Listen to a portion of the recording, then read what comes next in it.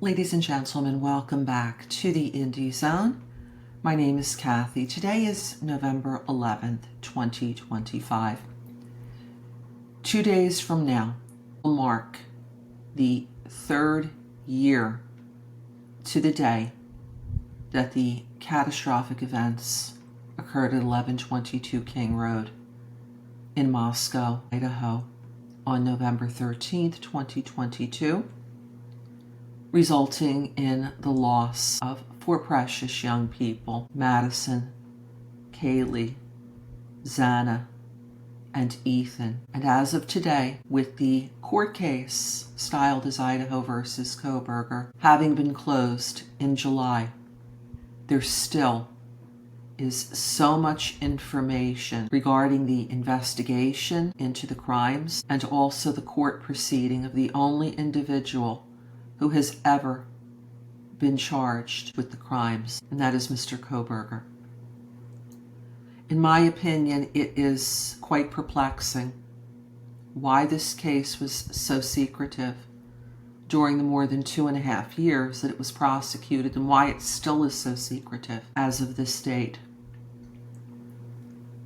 We've recently, as the public, been privy to certain information that was released by the Idaho State Police, who were involved very closely in the investigation.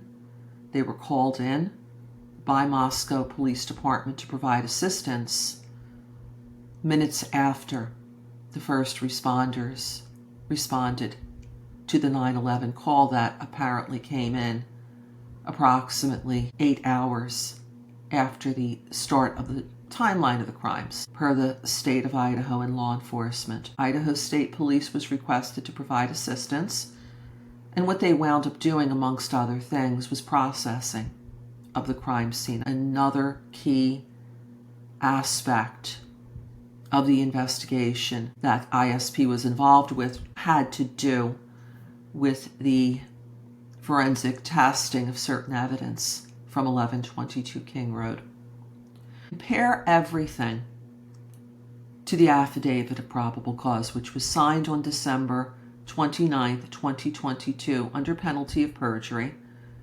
It was prepared by Detective Brett Payne with the purpose of, as it states on page 18, to obtain a warrant for Mr. Kohberger's arrest, which occurred that same day.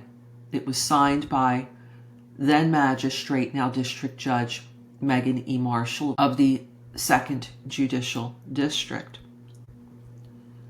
The recent information that was withheld from the public and that has now been circulating calls into question matters that appear as early as page 1 in the first 2 paragraphs of the Affidavit of Probable Cause, which is why, in my opinion, it's so important that you keep referencing what was stated. This is essentially document 1 in the case against Mr. Kohberger, and in the case of no one has been charged as an accessory before the fact, after the fact, a conspirator, alternate perpetrators that the public is aware of. It all boils down to this Affidavit of Probable Cause, and everything that you're seeing now, whether it's body cam footage from the 13th of November that wasn't available to the public until recently, if it's warrants that were served prior to December 29th, 2022,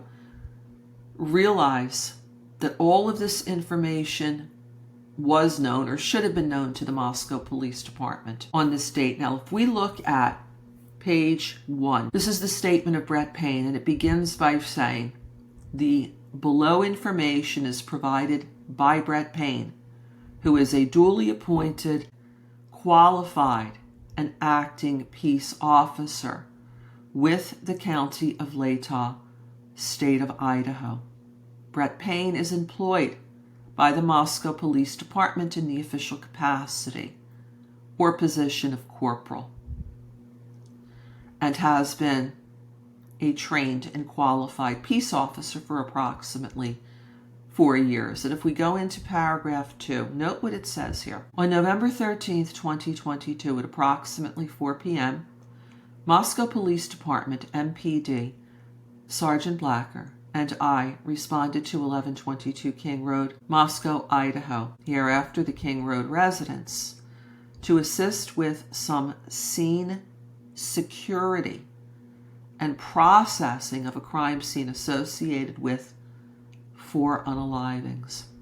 Upon our arrival, the Idaho State Police forensic team was on scene and was preparing to begin processing the scene. MPD Officer Smith, one of the initial responding officers to the incident, advised he would walk me through the scene. So what I want you to note here is that, in my opinion, Detective Payne is saying that he first arrived at 1122 King Road at approximately 4 p.m., not before.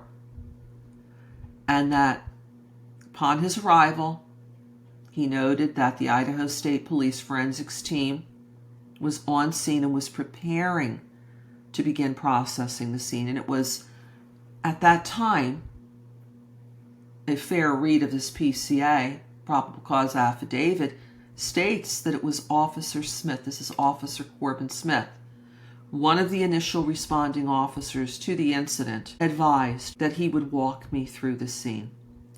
Now, there are 2 sets of documents that have surfaced since the closure of the case back in July. One is written by Officer Corbin Smith himself.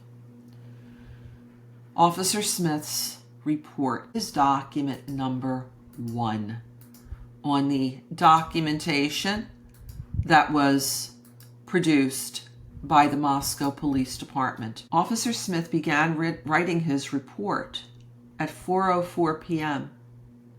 and he concluded his report, as it states here on page number 2 of this 2-page document, November 13th, 2022, signing it at approximately 4:18 p.m. Nowhere in here is anything regarding meeting with Detective Payne and walking him through the property. This seems to be an end of shift report. It says here that he arrived on scene at approximately noon and talked about what he did. He was principally assigned to the rear of the property. And if you look at body cam footage, you will see him in the backyard of 1122 King Road, and also going, it looks like, inside and outside of the sliding glass door, which was allegedly the point of entry of the suspect. Next document that I want to bring to your attention, this is a report that was written by the head of the ISP, Crime Scene Processing. This is Detective Jeffrey R. Talbot, and you'll see him in certain body cam footage that's been circulating. He tells us that he arrived on scene, that a warrant was sought, and that warrant on information and belief would have allowed the ISP to go in, to start processing this private residence, and if necessary, do everything they need to do, take photographs, secure evidence, and everything else that Detective Talbot stated happened that day under his direction. After that warrant was issued, Detective Talbot then says that there was a walkthrough, and at that time, it was Detective Talbot, it was Sergeant Blacker, and Detective Payne, lead detective for the Moscow Police Department, who signed that Affidavit of Probable Cause. And then not one but 2 members of the prosecution team from Latah County, Bill Thompson and Ashley Jennings. And that walkthrough happened at 5 p.m. There's nothing here that indicates that Officer Smith was a part of that walkthrough. Throwing out the rhetorical question, why would he be, if his report stated that he was assigned to work security in the rear of the property until he was relieved by Officer Warner. Why he would continue to work the scene. It appears that his shift would have been done, and if it was not done, why wasn't there a supplement to this report explaining why he came back on scene again, having worked for several hours at that property? So, in looking at the Affidavit of Probable Cause, there is nothing here that addresses a second walkthrough, which, if you've seen body cam footage recently secured and that's been circulating regarding the Idaho State Police's activities at that crime scene, you will see what appears to be Detective Payne and Sergeant Blacker arriving not at 4, but at much later.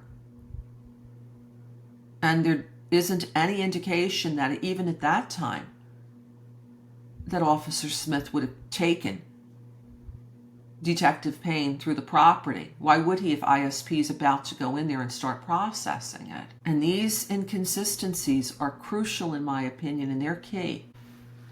I give my opinions as always pursuant to the First Amendment of the United States Constitution.